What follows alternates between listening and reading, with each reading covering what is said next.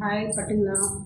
இப்போ இந்த மழை டைம்லலாம் பார்த்தீங்கன்னாக்கா நிறைய பேருக்கு சளி பிடிச்சிருக்கோம் இல்லையா, ஜுரம் ஒரு மாதிரி இருக்கும், ஏதாவது நல்லா சாப்பிடணும் போல இருக்கும் இல்லையா. சளி பிடிச்சவங்களுக்குலாம் என்ன சாப்பிடணும், மருந்து மாத்திரைலாம் வாங்கி சாப்பிடக்கூடாது. நான் சொல்கிறது தான் நீங்கள் செய்யணும், சரிங்களா. நாட்டுக்கோழி இருக்குது பார்த்தீங்களா, அதை வாங்கி வந்து வச்சுக்கிட்டு கடையில் நல்லா கட் பண்ணி வாங்கி வந்துடுங்க, சரிங்களா. மிளகு, சீரகம், பூண்டு இது மூணையும் தக்காளியும் சேர்த்துக்கணும் அதில், சரிங்களா. ஒரு 3 தக்காளி சேர்த்துக்கோங்க.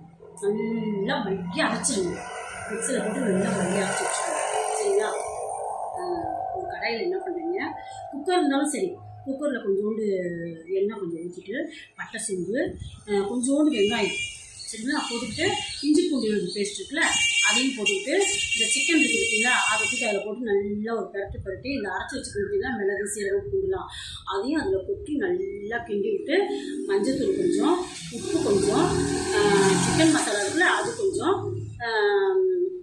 பச்சை மிளகா இருக்குல்ல அது கொஞ்சம், அப்படியே ஒரு 4 பச்சை மிளகா அதோடய போட்டுருங்க.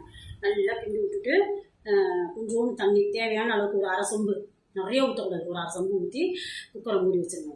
நல்லா வெந்தோடனே விசில் வந்துடும், 2 விசில் வந்தோடனே அப்படியே இறக்கி வச்சு சாப்பிட்டுக்கலாம். அப்படியே பார்த்தீங்கன்னா சளி பிடிச்சிருந்தா அழகாக வந்துடும். மருந்து மாத்திரைலாம் வாங்கி சாப்பிடாதீங்க, இது மாதிரி சாப்பிடுங்க. நல்லது, நாட்டுக்கோழி ரசம் உடம்புக்கு அவ்வளோ நல்லது, ஓகேங்களா. பாய் பட்டுங்களா.